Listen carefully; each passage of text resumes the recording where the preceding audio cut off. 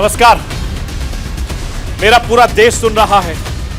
राष्ट्र की आवाज 130 करोड़ लोगों की एक ही आवाज। आपके साथ मैं हूं सरफराज। मैं सरफराज सैफी आपको बताना चाहता हूं, रूस के राष्ट्रपति पुतिन ने हिंदुस्तान के प्रधानमंत्री नरेंद्र मोदी की तारीफ की है। रूस हिंदुस्तान लंबे वक्त से अच्छे दोस्त हैं। रूस हिंदुस्तान अच्छे बुरे वक्त में साथ खड़े हैं। एक दोस्त दूसरे दोस्त के बारे में अच्छा ही बोलता है। जिस अंदाज में खास मौके पर रूसी राष्ट्रपति ने पीएम मोदी की तारीफ की, वो बेहद खास मौका है। रूसी राष्ट्रपति पुतिन ने मॉस्को में वल्दाई डिस्क क्लब में कार्यक्रम में प्रधानमंत्री मोदी की तारीफ की। 40 से ज्यादा देशों के 100 से ज्यादा प्रतिनिधि मौजूद रहे। वल्दाई क्लब की रूसी नहीं, पूरी दुनिया बहुत इज्जत करती है। वल्दाई के कार्यक्रम में दुनिया भर के बड़े विश्वविद्यालय के प्रोफेसर जुटते हैं। ऐसे मंच पर पुतिन ने पीएम मोदी की तारीफ की। पीएम मोदी को सच्चा राष्ट्रभक्त बताया। पीएम मोदी के बारे में पुतिन ने जो कुछ कहा है, पुतिन ने जिस तरीके से हिंदुस्तान की नीतियों को सराहा है, उससे क्या मायने हैं, मैं आज राष्ट्र की आवाज के जरिए आपको बताऊंगा और समझाने की कोशिश करूंगा। अब से ठीक 24 घंटे पहले मैंने आपको राष्ट्र की आवाज के जरिए T20 पॉलिटिक्स के बारे में बताया था। T20 पॉलिटिक्स में नोटों पर फोटो वाली सीरीज लगातार चल रही है। आज इससे बढ़ाते हुए दिल्ली के मुख्यमंत्री अरविंद केजरीवाल ने प्रधानमंत्री नरेंद्र मोदी को चिट्ठी लिखी है। प्रधानमंत्री मोदी से नोटों पर गणेश लक्ष्मी की फोटो लगाने की मांग की है। इसके बाद केजरीवाल गुजरात दौरे पर निकल गए। 3 दिन केजरीवाल गुजरात में चुनाव प्रचार करेंगे और नोटों पर फोटो वाली T20 सीरीज को रोमांचक करते अब गुजरात में और ज्यादा रोमांचक देखने को मिलेगा। वहीं पाकिस्तान में हंगामे की सियासत लगातार जारी है।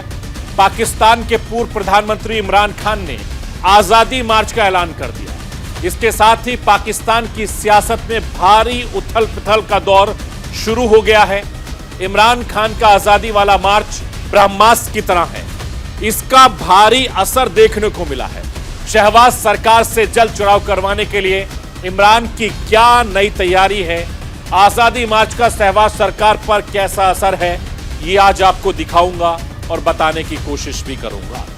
मैं राष्ट्र की आवाज के जरिए आपको यह बताना चाहता हूं कि पाकिस्तान के हालात बद से बदतर हैं और इस पर मैं पैनी नजर आपके सामने भी रखूंगा।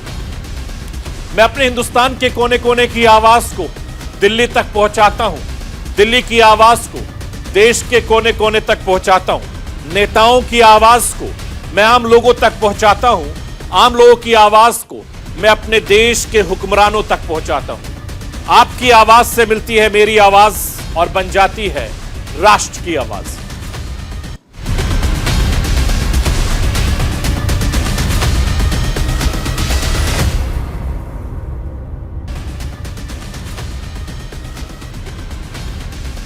दिल्ली से करीब 4,500 किलोमीटर दूर मॉस्को में एक बेहद खास कार्यक्रम में दुनिया की एक बेहद खास शख्सियत ने हिंदुस्तान के बारे में कुछ ऐसा कहा जिसकी चर्चा आज पूरी दुनिया में हो रही है। यह बेहद खास शख्सियत कोई और नहीं, रूस के राष्ट्रपति पुतिन है।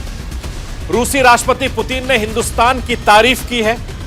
एक गुलाम देश के विकास को जो सफर तय किया, दुनिया का सबसे बड़ा लोकतंत्र जिस मजबूती के साथ आज खड़ा है, पुतिन ने हिंदुस्तान की इस उपलब्धि को सराहा है। पुतिन ने साफ शब्दों में कहा, भविष्य भारत का है। पुतिन ने हिंदुस्तान के प्रधानमंत्री नरेंद्र मोदी की तारीफ की। पुतिन ने पीएम मोदी की अर्थनीति की तारीफ की। पुतिन ने पीएम मोदी की विदेश नीति की तारीफ की। पुतिन कहते हैं कि प्रधानमंत्री मोदी एक सच्चे देशभक्त हैं जो अपने देश की स्वतंत्र सोच को आगे बढ़ाने में सक्षम है।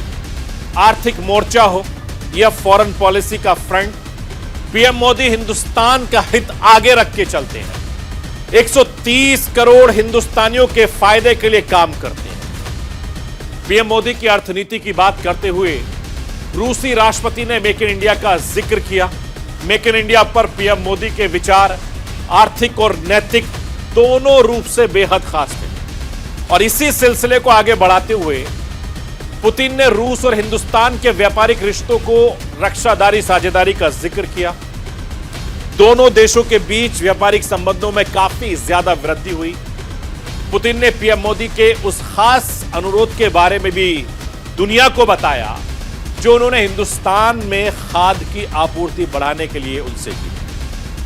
आज इसमें कुछ प्रतिशत नहीं बल्कि 7.6% ज्यादा वृद्धि हुई है, बढ़ गई है, बढ़ोतरी हुई है। दोनों देशों के बीच कृषि में व्यापार लगभग दुगना हो गया। यह पीएम मोदी की ही पहल है। हिंदुस्तान के प्रधानमंत्री नरेंद्र मोदी की विदेश नीति पर पुतिन का खास फोकस रहा है। पीएम मोदी एक स्वतंत्र विदेश नीति को लेकर चल रहे हैं जिस पर किसी का कोई असर नहीं, प्रभाव भी नहीं है, जिसके लिए हिंदुस्तान सिर्फ हित है। हिंदुस्तान के लोगों के लिए प्रधानमंत्री मोदी एक आइस ब्रेकर की तरह है जो हिंदुस्तान की तरक्की के लिए काम कर रहे हैं। एक लाइन में अगर आप रूसी राष्ट्रपति के विचारों को कहें, हिंदुस्तान के विकास से दुनिया में उसका सम्मान और उसकी तारीफ बढ़ी है। इसमें पीएम मोदी की भूमिका काफी ज्यादा बड़ी है। मैं राष्ट्र की आवाज के जरिए आपको यह बताना चाहता हूं, रूसी राष्ट्रपति ने हिंदुस्तान के बारे में जो कुछ कहा, पुतिन ने पीएम मोदी के बारे में जो कुछ भी कहा, आज इसकी चर्चा देश में तो हो रही है, पूरी दुनिया में इसकी चर्चा हो रही है, क्योंकि वो मंच बेहद खास है जहां पुतिन ने पीएम मोदी की तारीफों के पुल बांधे। रूसी राष्ट्रपति पुतिन ने ये सारी बातें मॉस्को में चल रहे वालदाई डिस्कशन क्लब में एक कार्यक्रम के दौरान कही। वालदाई डिस्कशन क्लब के 24 से 27 अक्टूबर को वर्चस्ववाद के बाद दुनिया में हर किसी के लिए सुरक्षा और न्याय के विषय पर बात करने के लिए बैठक बुलाई थी। इसमें 41 देश के 111 एक्सपर्ट राजनेता, राजदूत, अर्थशास्त्रियों ने हिस्सा लिया। इसमें भारत, रूस, चीन, America, France, south Africa, Brazil, Afghanistan, Uzbekistan जैसे देशों ने, तमाम बड़े नेताओं ने, प्रतिनिधियों ने हिस्सा लिया। वालदाई डिस्कशन क्लब में हर साल वैश्विक मुद्दों पर चर्चा आयोजित करता है। इस बार उनका 19वां कार्यक्रम था। वालदाई डिस्कशन क्लब दुनिया का एक सम्मानित थिंक समूह माना जाता है जिसकी स्थापना साल 2004 में हुई थी। वालदाई एक झील का नाम है जिसके बगल में शहर नोवगोरोड में इसकी पहली बैठक हुई थी। 85 देशों के 1000 से ज्यादा प्रतिनिधि इस क्लब में कार्यक्रमों में हिस्सा ले चुके हैं, जिसमें दुनिया भर से खास विश्वविद्यालयों के प्रोफेसर, विद्वान हिस्सा लेते रहे हैं। London School of Economics, Harvard, Columbia, Stanford विश्वविद्यालय, East China University, Cairo University और यूनिवर्सिटी ऑफ लंदन का नाम इसमें खास रहा है। रूस के राष्ट्रपति पुतिन वालदाई क्लब में कार्यक्रम में हिस्सा लेते रहे हैं। इस साल आयोजित वालदाई की 19वीं बैठक में रूसी राष्ट्रपति की मौजूदगी बेहद खास रही है। रूस यूक्रेन युद्ध की वजह से पुतिन इस वक्त दुनिया के सबसे चर्चित शख्सियत बने हुए हैं। युद्ध को लेकर पुतिन दुनिया की राजनीति से घिरे हुए हैं। हर कोई उनके विचार जानना चाहता है। इस कार्यक्रम में आकर पुतिन ने सबको हैरान कर दिया। दुनिया भर से इकट्ठा हुए विद्वानों ने सवालों पर पुतिन ने क्या सामना किया। सवाल सबके सामने बहुत ज्यादा तरीके से हैं। पुतिन का यह अंदाज बेहद खास है और यही वजह है कि पुतिन को वर्ल्ड लीडर मानते हैं। मैं आपको पुतिन का वो बयान सुनवाना चाहता हूं जो उन्होंने वालदाई की बैठक में हिंदुस्तान के बारे में दिया है। हिंदुस्तान के प्रधानमंत्री नरेंद्र मोदी की तारीफ पुतिन ने क्या कुछ कहा, मैं राष्ट्र की आवाज के जरिए आपको सुनवाना चाहता हूं। Мы в хороших отношениях с господином Лулой, мы в хороших отношениях с господином Болсонaro. Мы не вмешиваемся в внутриполитические процессы. Вот это самое главное. Мы знаем, что в Индии, несмотря на острые внутриполитические процессы, консенсус в отношении сотрудничества с Россией, консенсус в отношении нашего взаимодействия в рамках БРИКС, для нас это имеет принципиальное значение. Мы исходим из этого. У нас тоже консенсус в отношении взаимодействия с Бразилией. Мы считаем Бразилию важнейшим нашим партнером в Латинской Америке. Так оно и есть. И будем все делать для того, чтобы эти отношения развивались в будущем. Мы в хороших отношениях с господином Лулой, мы в хороших отношениях с господином Болсонaro. Мы не вмешиваемся в внутриполитические процессы. Вот это самое главное. Мы знаем, что в Индии, несмотря на острые внутриполитические процессы, консенсус в отношении сотрудничества с Россией, консенсус в отношении нашего взаимодействия в рамках БРИКС, для нас это имеет принципиальное значение. Мы исходим из этого. У нас тоже консенсус в отношении взаимодействия с Бразилией. Мы считаем Бразилию важнейшим нашим партнером в Латинской Америке. Так оно и есть. И будем все делать для того, чтобы эти отношения развивались в будущем. Мы в хороших отношениях с господином Лулой, мы в хороших отношениях с господином Болсонaro. Мы не вмешиваемся в внутриполитические процессы. Вот это самое главное. Мы знаем, что в Индии, несмотря на острые внутриполитические процессы, консенсус в отношении сотрудничества с Россией, консенсус в отношении нашего взаимодействия в рамках БРИКС, для нас это имеет принципиальное значение. Мы исходим из этого. У нас тоже консенсус в отношении взаимодействия с Бразилией. Мы считаем Бразилию важнейшим нашим партнером в Латинской Америке. Так оно и есть. И будем все делать для того, чтобы эти отношения развивались в будущем. पुतिन जैसी टफ छवि दुनिया के बड़े से बड़ा नेता उनसे सीधे सवाल पूछने से हिचकिचाता है। पुतिन को साफ शब्दों में समझने से हिचकिचाता है। यही वजह है कि पिछले महीने एससीओ के शिखर सम्मेलन के दौरान समरकंद में पीएम मोदी और पुतिन की मुलाकात खास रही। जिस तरीके से साफ शब्दों में पीएम मोदी ने पुतिन को कहा, यह युद्ध का वक्त नहीं है। पीएम मोदी ने पुतिन को समझाया, बातचीत से ही समस्या का समाधान निकाला। पीएम मोदी का ये बयान दुनिया भर की मीडिया की सुर्खियां बनी। दुनिया के बड़े नेताओं ने पीएम मोदी की तारीफ की है। राष्ट्र के आवाज के जरिए मैं आपको एक बार फिर से पीएम मोदी का वो ऐतिहासिक बयान सुनवाना चाहता हूं, जिसको लेकर हर तरफ चर्चा हो रही है। दुनिया के सामने जो सबसे बड़ी चिंता है, और खास करके डेवलपिंग कंट्रीज को फूड सिक्योरिटी के, फ्यूल सिक्योरिटी की, फर्टिलाइजर की, ऐसी जो समस्याएं हैं, हमें जरूर उनके रास्ते निकालने होंगे और आपने भी उसमें पहल करनी होगी। उन विषयों पर भी आज चर्चा करने का मौका मिलेगा। एक्सेलेंसी, मैं आपका और यूक्रेन दोनों का इस बात के लिए आभार व्यक्त करना भी चाहूंगा, क्योंकि जब शुरू के दिनों में इस संकट के काल में हमारे हजारों स्टूडेंट्स यूक्रेन में फंसे हुए थे, आपकी और यूक्रेन की मदद से हमारे स्टूडेंट को हम सुरक्षित रूप से बाहर निकाल पाए, उनके घर तक हम पहुंचा पाए, और इसके लिए मैं आप दोनों देशों का आभारी हूं। और एक्सेलेंसी, मैं जानता हूं कि आज का युग युद्ध का है नहीं, और हमने फोन पर भी कई बार आपसे इस विषय में बात की है कि डेमोक्रेसी और डिप्लोमेसी और डायलॉग, ये सारी बातें ऐसी हैं कि जो दुनिया को एक स्पर्श करती हैं। आने वाले दिनों में शांति के रास्ते पर हम कैसे बढ़ सके, उसके विषय में जरूर आज हमें चर्चा करने का मौका मिलेगा। आपका व्यू पॉइंट समझने का मुझे भी एक अवसर मिलेगा। लेकिन फिर भी जो विषय हैं जिसकी बातें मैं करता रहता हूं, एक्सेलेंसी, भारत और रशिया के संबंध अनेक गुना बढ़े हैं। हम इन संबंधों को इसलिए भी महत्व देते हैं कि हम एक ऐसे मित्र रहे हैं जो पिछले कई दशकों से हर पल एक दूसरे के साथ रहे हैं। रूस यूक्रेन युद्ध ने बहुत कुछ बदल दिया। दुनिया की राजनीति बदल रही है।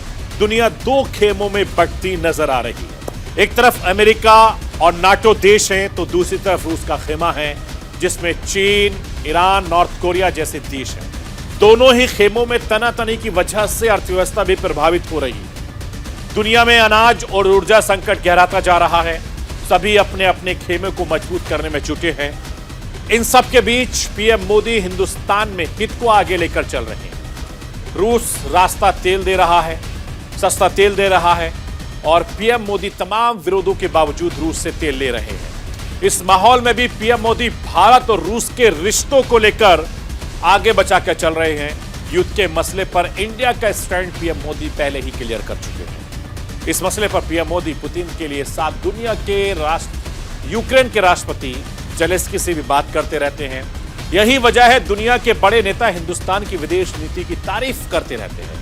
इस लिस्ट में पाकिस्तान के पूर्व प्रधानमंत्री इमरान खान और यूएई के मंत्री उमर सुल्तान अल ओमान भी शामिल है।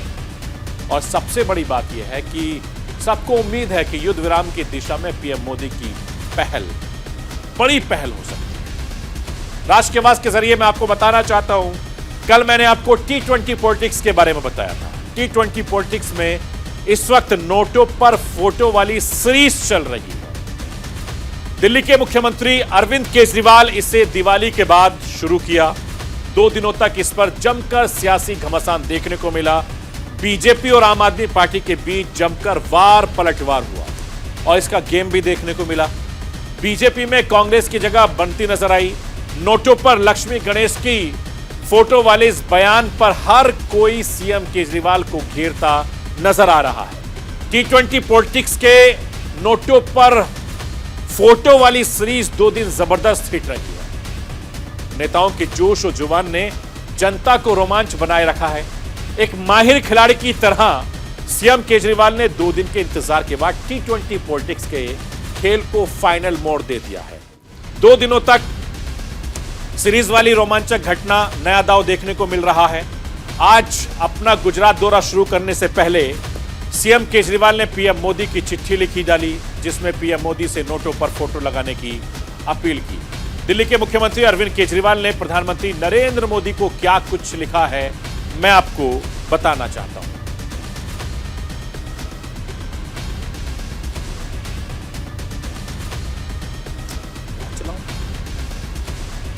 देश के 130 करोड़ लोगों की इच्छा है कि भारतीय करेंसी पर एक तरफ गांधी जी की और दूसरी तरफ गणेश जी की, लक्ष्मी की तस्वीर होनी चाहिए। आज देश की अर्थव्यवस्था बहुत बुरे दौर से गुजर रही है। आजादी के 75 साल बाद भी भारत विकसित और गरीब देशों में गिना जाता है। हमारे देश में आज भी इतने लोग गरीब हैं और गरीब क्यों हैं? केजरीवाल आगे लिखते हैं कि एक तरफ हम सब देशवासियों को कड़ी मेहनत करने की जरूरत है और दूसरी तरफ हमें भगवान का आशीर्वाद भी मिल रहा है ताकि हमारे प्रयास फलीभूत हो सकें। सही नीति, कड़ी मेहनत और प्रभु का आशीर्वाद इसके संगम में हो, तरक्की करेगा।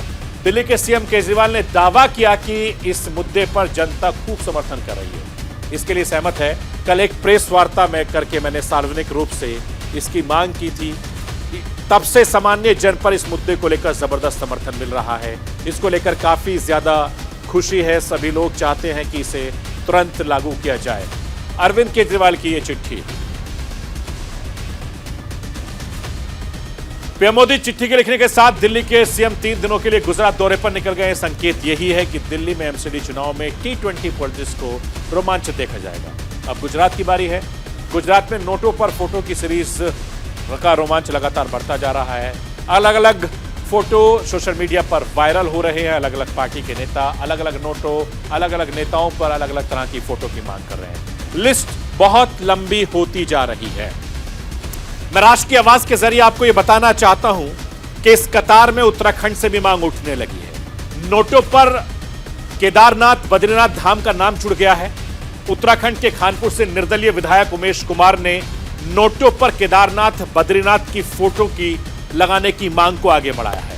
विधायक उमेश कुमार ने अपने सोशल मीडिया पेज पर केदारनाथ और बद्रीनाथ की फोटो वाले 200 रुपए के नोट डिजाइन को पोस्ट किया है और केजरीवाल को चुनौती दी है।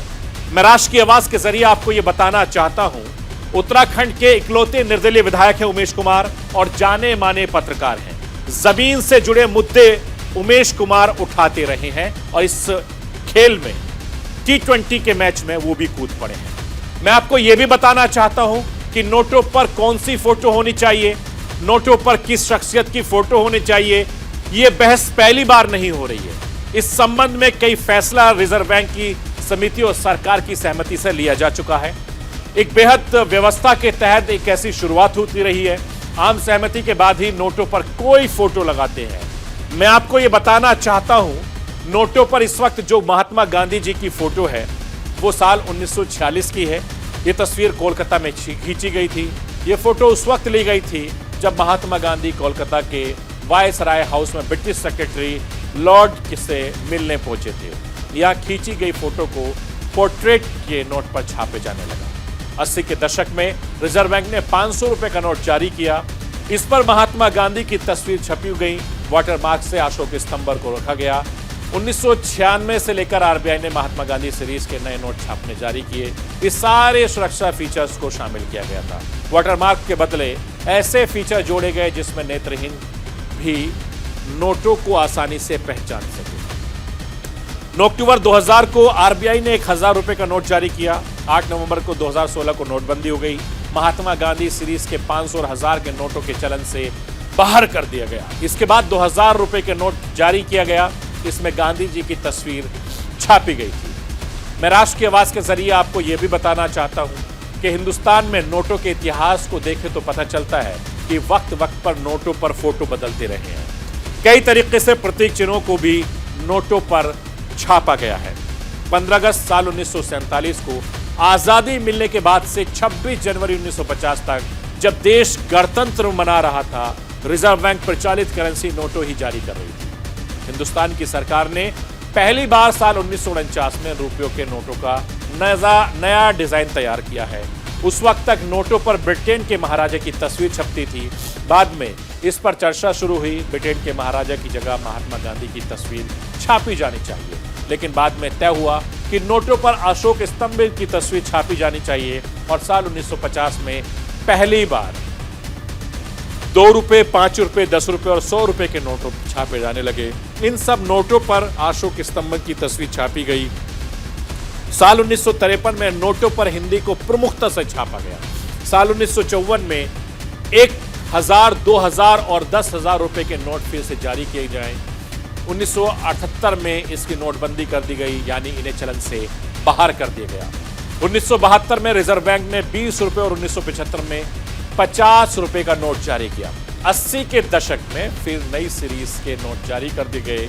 रुपये के नोट पर तेल का कुआं, 2 रुपए के नोट पर आर्यभट्ट के उपग्रह की तस्वीर, 5 रुपए के नोट पर ट्रैक्टर से खेत जोतता किसान और 10 रुपए के नोट पर कोकण मंदिर का चक्र, मोर और शालीमार गार्डन छापे गए थे। नोटों पर फोटो का कोई छपे, नोटों की वैल्यू बनी रहे और डॉलर के सामने रुपया मजबूत रहना चाहिए। दुनिया के बाजार में मजबूत रुपया देश की अर्थव्यवस्था को मजबूती से बड़ा पैमाना देता है।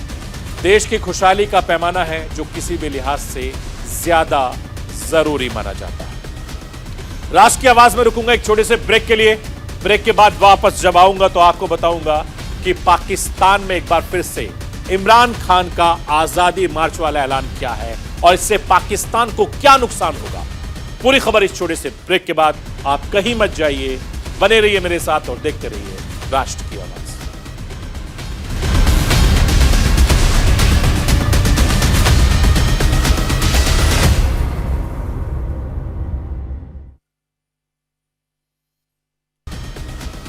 ऋषि सुनक के ब्रिटेन के प्रधानमंत्री बनने पर भारत में जश्न का माहौल है। ऋषि सुनक भारतीय मूल के नागरिक हैं। उधर पाकिस्तान में भी ऋषि सुनक सुर्खियों में बने हुए हैं। ब्रिटेन के प्रधानमंत्री चुने जाने के बाद से पाकिस्तान में इंटरनेट पर सबसे ज्यादा ऋषि सुनक के बारे में सर्च किया जा रहा है। पाकिस्तान के लोग ऋषि सुनक के बारे में जानना चाह रहे हैं। लोग ऋषि सुनक का पाकिस्तान कनेक्शन लगातार तलाश रहे हैं।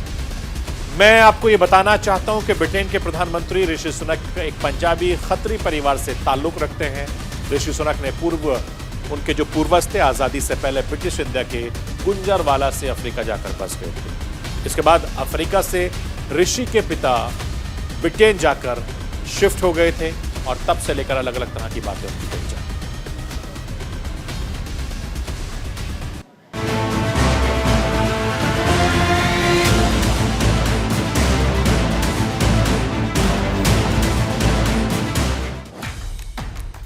ब्रिटेन के प्रधानमंत्री ऋषि सुनक आजकल बेहद चर्चा में हैं। कभी हाथों में कलावा तो कभी मंदिर में हिंदू धर्म के चादर कंधे पर रखे नजर आते हैं। ऐसे में प्रधानमंत्री के पद पर पहुंचने के बाद उनकी पहचान बेहद खास है। ऋषि सुनक का सौम्य और मुस्कुराता चेहरा उन्हें और नेता से बिल्कुल अलग बनाता है।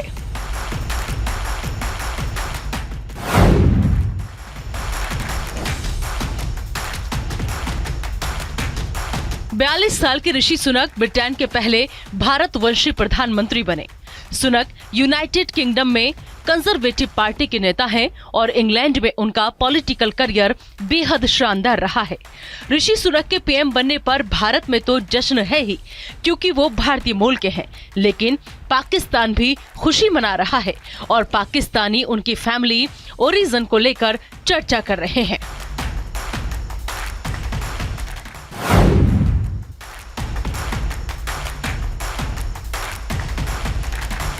दरअसल ऋषि सुनक का जन्म इंग्लैंड के साउथहैम्पटन में हिंदू पंजाबी माता पिता के घर हुआ था। भले ही उनके दादा दादी का जन्म और पालन पोषण पंजाब प्रांत के गुजरावाला शहर में हुआ था, जो अब पाकिस्तान में है, लेकिन हम आपको बता दें कि ऋषि सुनक के पूर्वज अविभाज्य हिंदुस्तान के रहे हैं, लेकिन आजादी के वक्त भारत के विभाजन के बाद गुजरावाला पाकिस्तान में चला गया, जिससे पाकिस्तानी उन्हें अपने मुल्क का बता रहे हैं।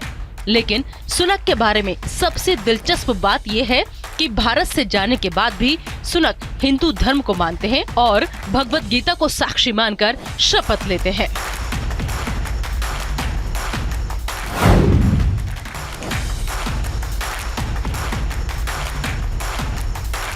ऋषि सुनक के दादा रामदास सुनक ने 1935 में नैरोबी में एक क्लर्क के रूप में काम करने के लिए गुजरावाला छोड़ दिया था।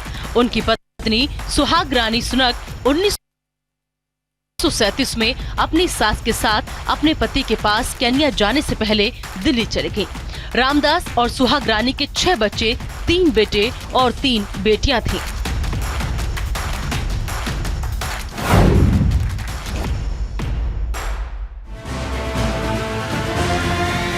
ऋषि सुनक के पिता यशवीर सुनक का जन्म 1949 में नैरोबी में हुआ था।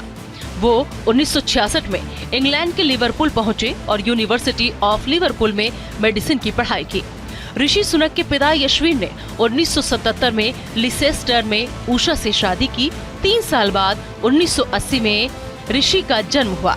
उनके माता पिता अपनी रिटायरमेंट तक दवा की दुकान चलाते थे।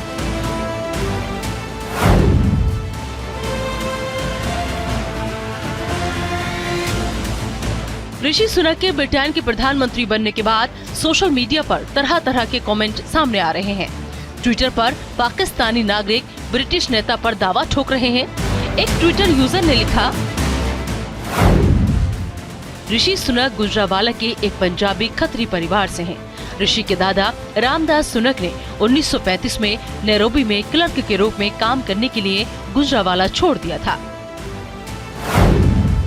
दूसरे यूजर ने ट्वीट करके लिखा, मुझे लगता है कि पाकिस्तान को भी ऋषि सुनक पर दावा करना चाहिए, क्योंकि उनके दादा दादी गुजरावाला से थे। वहीं एक अन्य ट्वीट और किया गया, जिसमें लिखा गया, वाह क्या जबरदस्त उपलब्धि है, एक पाकिस्तानी अब इंग्लैंड में सर्वोच्च पद पर आ गया है। अगर आप विश्वास करते हैं तो कुछ भी संभव है। कहते हैं ना कि जब सितारे बुलंद होते हैं तो व्यक्ति सफलता के शिखर पर पहुंच जाता था। लिज ट्रस से हार के बाद सुनक पर पाकिस्तान की तरफ से कोई प्रतिक्रिया नहीं आई, लेकिन अब ऋषि सुनक के प्रधानमंत्री बनते ही पाकिस्तान सीना ठोक ठोक कर ऋषि सुनक से रिश्ते जोड़ने में लगा है। हद तो तब हो गई जब पाकिस्तानी ऋषि सुनक की तुलना इमरान से करने में भी नहीं चूक रहे हैं। इमरान खान और ऋषि सुनक में समानता को बताने में नहीं चूक रहे हैं। तो आइए आपको बताते हैं कि पाकिस्तान की ऋषि सुनक से किस आधार पर समानता बता रहे हैं। भले ही ऋषि सुनक इमरान खान से कोसों आगे हैं।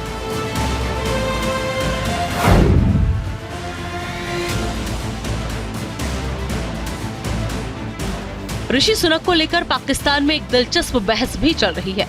उनकी तुलना नए पाकिस्तान का सपना दिखाने वाले इमरान खान से की जा रही है, लेकिन कुछ समानता के बावजूद ऋषि सुनक की अपनी अलग पहचान है। ऋषि सुनक इंग्लैंड की ऑक्सफोर्ड यूनिवर्सिटी से पढ़े हैं। पाकिस्तानी पूर्व पीए इमरान खान भी ऑक्सफोर्ड यूनिवर्सिटी से पढ़े हैं। सुनक ने फिलॉसफी, पॉलिटिकल साइंस और इकोनॉमिक्स की पढ़ाई की है। इमरान ने भी फिलॉसफी, पॉलिटिकल साइंस और इकोनॉमिक्स की पढ़ाई की है। ऋषि सुनक ब्रिटेन के प्रधानमंत्री बन गए। इमरान खान भी पाकिस्तान के प्रधानमंत्री थे। ऋषि दूसरे मुल्क में रहकर भारत का नाम रोशन कर रहे हैं। वहीं इमरान खान पर सरकारी खजाने में घपला साबित हो चुका है। ऋषि सुनक ब्रिटेन को संकट से निकालने की बात कर रहे हैं। इमरान सत्ता से बेदखल होने पर जिहाद का नारा दे रहे हैं। ब्रिटेन के नए प्रधानमंत्री ऋषि सुनक पर भले ही पाकिस्तान जो भी दावे करे, लेकिन सुनक हिंदू हैं, भारतीय मूल के हैं। इस बात को लेकर पाकिस्तान में कट्टरपंथी सोच वाले कितना ही बिलख लें, लेकिन सच ये है कि मुसीबत के मारे पाकिस्तानियों को सहारा भारत में ही मिलता है। पाकिस्तान में सत्ता का चेहरा कोई भी हो, चरित्र सबका एक ही रहता है, और वो चरित्र है आतंकवाद, बेईमानी और अस्थिर सरकार।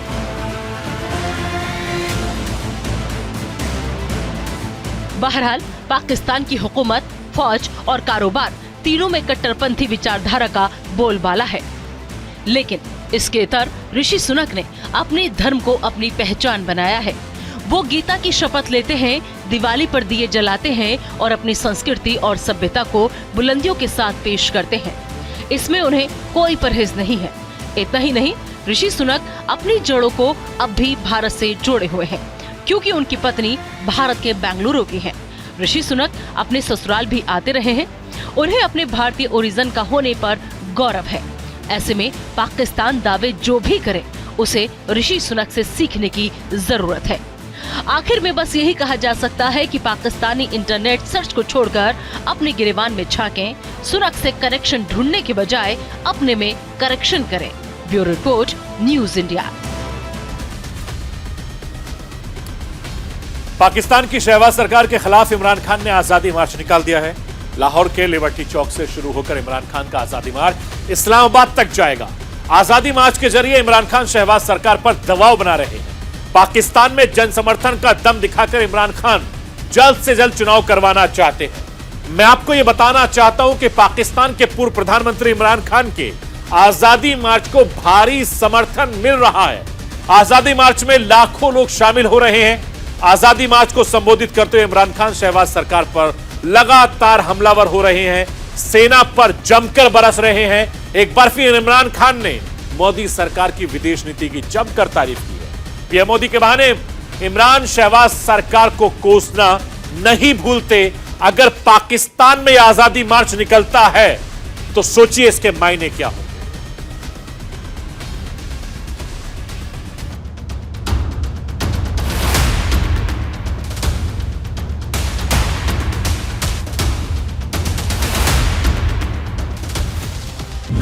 लाहौर से इस्लामाबाद तक पीटीआई का दंगल। इमरान की असली आजादी वाला मार्च। इमरान का मार्च शहबाज सरकार वार। इमरान खान के मार्च से हिला पाकिस्तान। पाकिस्तान के पूर्व प्रधानमंत्री इमरान खान ने लाहौर से इस्लामाबाद के बीच आजादी मार्च निकाला। 270 किलोमीटर तक चलने वाले इस आजादी मार्च में पाकिस्तान तहरीक-ए-इंसाफ पार्टी के अध्यक्ष इमरान खान को जबरदस्त सपोर्ट मिल रहा है। लाखों लोग मार्च में शामिल हुए। हर तरफ लोगों का हुजूम दिखा। पाकिस्तान में मिल रहे जन समर्थन से इमरान खान बेहद उत्साहित दिखे। उन्होंने समर्थकों के बीच एक बार फिर शहबाज शरीफ सरकार पर जमकर हमला बोला। उन्होंने तंज कसते हुए कहा कि मैं नवाज की तरह देश छोड़कर नहीं भागूंगा। इमरान का जनरल बाजवा पर हमला।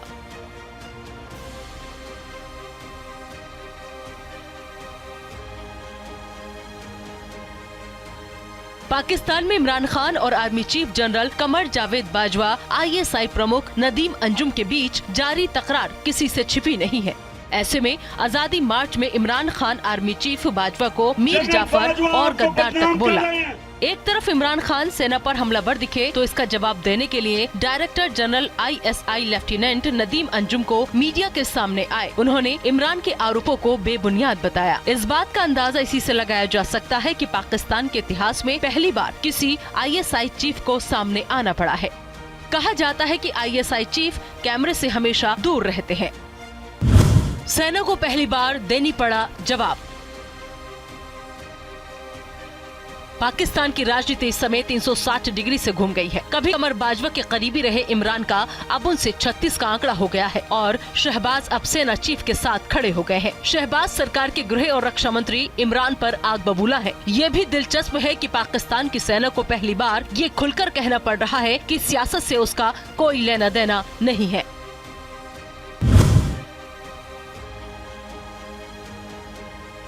आजादी मार्च में इमरान बेहद आक्रामक मूड में दिखे। उन्होंने हर पॉइंट पर शहबाज सरकार को घेरा। इमरान खान ने कहा कि पाकिस्तान के एक पत्रकार अरशद शरीफ की केन्या में हत्या हो गई और इसके पीछे सेना की भूमिका को लेकर इमरान ने सवाल किए। दरअसल अरशद शरीफ की इमेज इमरान समर्थक पत्रकार की रही और उनकी हत्या ऐसे वक्त में हुई जब पाकिस्तान में बड़ा घमासान है। वैसे भी ऐसे घमासान पाकिस्तान के लिए कोई नई बात नहीं है, लेकिन आजादी के मार्च में हर दांव खेल रहे हैं ताकि शहबाज सरकार को सरहरा घेरा जा सके।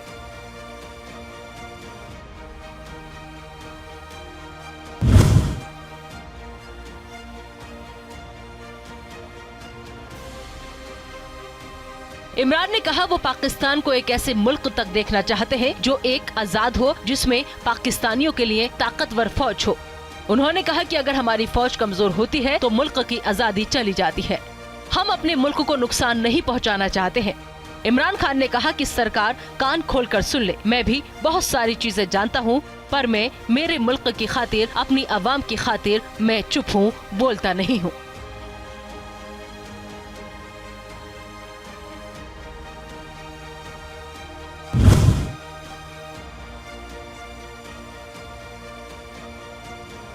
पाकिस्तान के पूर्व पीएम इमरान खान ने अपने भाषण के दौरान एक बार फिर भारत की तारीफ की। उन्होंने भारत की विदेश नीति को स्वतंत्र बताते हुए शरीफ सरकार की खिंचाई की। उन्होंने कहा कि आज भारत की विदेश नीति एकदम स्पष्ट है। वो अपने विदेशी संबंधों को लेकर किसी तरह से संदेह की स्थिति में नहीं रहते हैं। क्या है आजादी मार्च? पाकिस्तान की मौजूदा शहबाज शरीफ की सरकार के खिलाफ पूर्व पीएम इमरान खान लाहौर से इस्लामाबाद तक एक आजादी मार्च निकालते नजर आए, जिससे सत्तारूढ़ सरकार पर दबाव बनाया जा सके। सरकार और सेना को यही बात रास नहीं आ रही है, जिसको लेकर इस्लामाबाद में करीब 13,000 फौज की तैनाती कर दी गई है। तो वही सरकार ने भी दिशा निर्देश जारी कर दिए हैं। 270 किलोमीटर की रैली 4 नवम्बर को इस्लामाबाद पहुँचेगी। क्या गिरफ्तार किए जाएंगे इमरान? सूत्रों की माने तो अगर इस मार्च से सरकार को किसी तरह का खतरा महसूस होता है या कोई उपद्रव होता है तो पूर्व पीएम इमरान को गिरफ्तार भी किया जा सकता है। इमरान पर कई मामलों को लेकर पहले से ही गिरफ्तारी की तलवार लटक रही है। इमरान चाहते हैं कि पाकिस्तान में चुनावों का ऐलान किया जाए, जिससे कि वो फिर एक बार देश में सत्ता के शीर्ष पर पहुंच सकें। पाकिस्तान मुस्लिम लीग नवाज PMLN के नेतृत्व वाली गठबंधन सरकार ने PTI को चेतावनी दी और शांति बनाए रखने के लिए सुरक्षा के व्यापक इंतजाम किए गए ताकि कानून व्यवस्था को न बिगड़ने दिया जा सके। मंत्री राणा सनाउल्लाह ने चेतावनी दी कि अगर कानून को तोड़ा गया और राजधानी में कानून व्यवस्था बिगाड़ने की कोशिश की गई तो सख्त कार्रवाई की जाएगी। पाकिस्तानी गृह मंत्रालय ने सरकारी कर्मचारी को मार्च का हिस्सा न बनने की सख्त चेतावनी दी है। दरअसल इमरान खान के सत्ता से बेदखल होने के बाद हाल ही में चुनाव आयोग से झटका लगा। ऐसे में इमरान खान को इस रैली से बेहद उम्मीद है। आजादी मार्च से एक बार सत्ता तक पहुंचने और मध्य अवधि चुनाव की घोषणा का जोर बना रहे हैं। Bureau report, news India.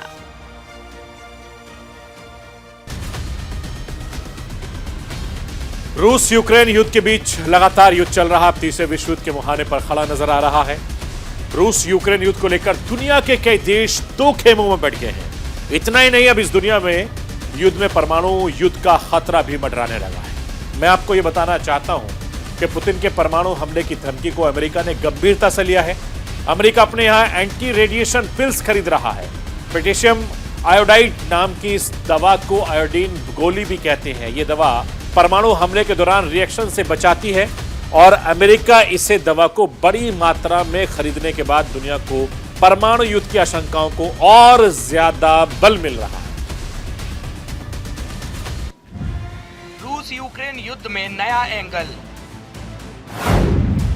बिछ चुकी है तीसरे विश्व युद्ध की विसार।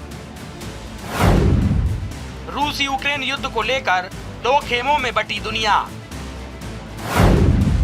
क्या यूक्रेन पर परमाणु हमला करने वाले हैं पुतिन?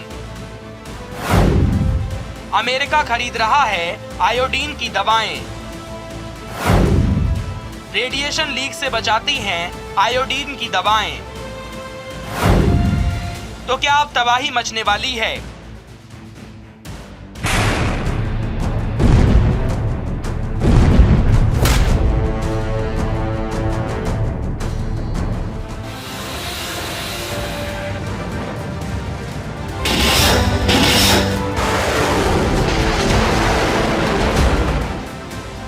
रूस और यूक्रेन का युद्ध दिनों दिन और भीषण होता जा रहा है।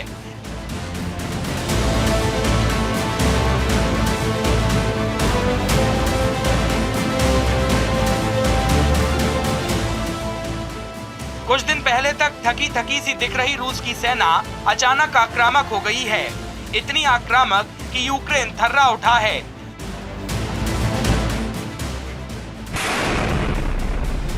रूस के केर्च ब्रिज पर हमले के बाद यूक्रेन में लगातार बरस रही रूसी मिसाइलें इमारतों को आग के गोलों में तब्दील कर रही हैं।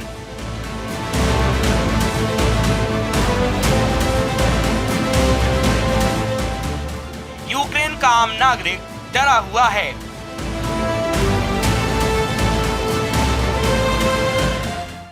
Після вчорашніх обстрілів, коли зрозуміли, що це дуже схоже на те, що відбувалося 24 числа, то стало насправді страшно, тому що ми не думали, що це знову відбудеться в центрі, що так буде. रूस और यूक्रेन के युद्ध ने विश्व के देशों को दो धड़ों में बांट दिया है। जंग इतनी बढ़ गई है कि सब कुछ तबाह कर देने वाली परमाणु बम की धमकियां लगातार दी जा रही हैं।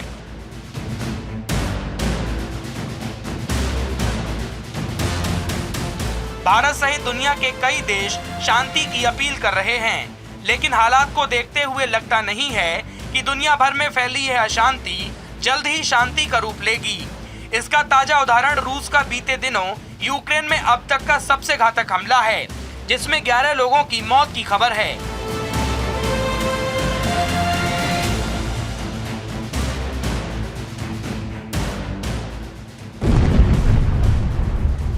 अगर तनाव ऐसे ही बढ़ता गया तो डर है कि यही तीसरे विश्व युद्ध में तब्दील न हो जाए।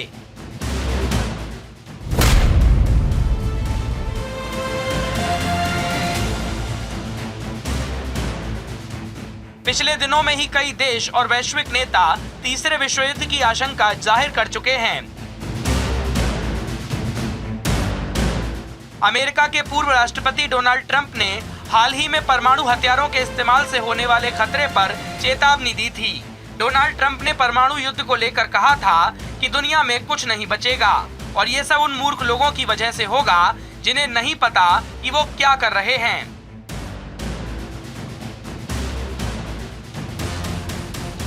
The radical left is no longer about socialism. It's about communism. We've skipped over socialism, I think. And that's where our country is headed. And I predicted this would happen a long time ago when I felt it. I felt it in my blood. I just felt it in my bones and blood that we are in for a period of time because we have people that truly, either they hate our country, they are competent. Look, they are.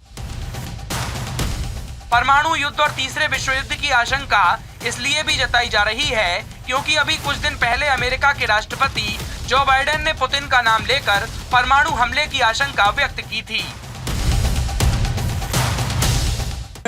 And we're looking at what alternatives we may have. Don't hurt him, man. Don't you knock him through the wire.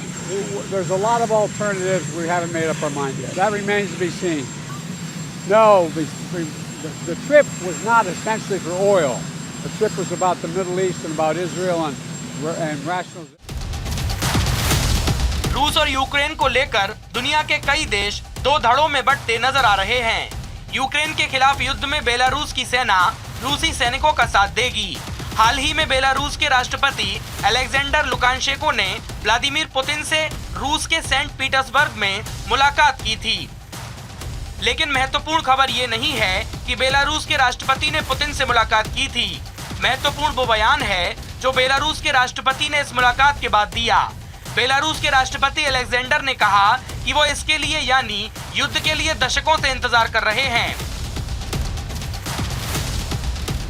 Доведите президенту Украины и другим умалишенным, если там они еще есть, что Крымский мост им покажется цветочками. Если только они прикоснутся своими грязными руками хоть к 1 метру нашей территории. Доведите президенту Украины и другим умалишенным, если там они еще есть, что Крымский мост им покажется цветочками. Если только они прикоснутся. उधर Poland का कहना है कि रूस अपने परमाणु हथियारों के लिए बेलारूस को बेस कैंप बना रहा है। यूक्रेन के साथ जंग के बीच पुतिन कई बार परमाणु हमले की धमकी भी दे चुके हैं और अब जब रूस ने यूक्रेन का 18% हिस्सा खुद में मिला लिया है तो उसके बाद परमाणु हमले की आशंका और बढ़ गई है।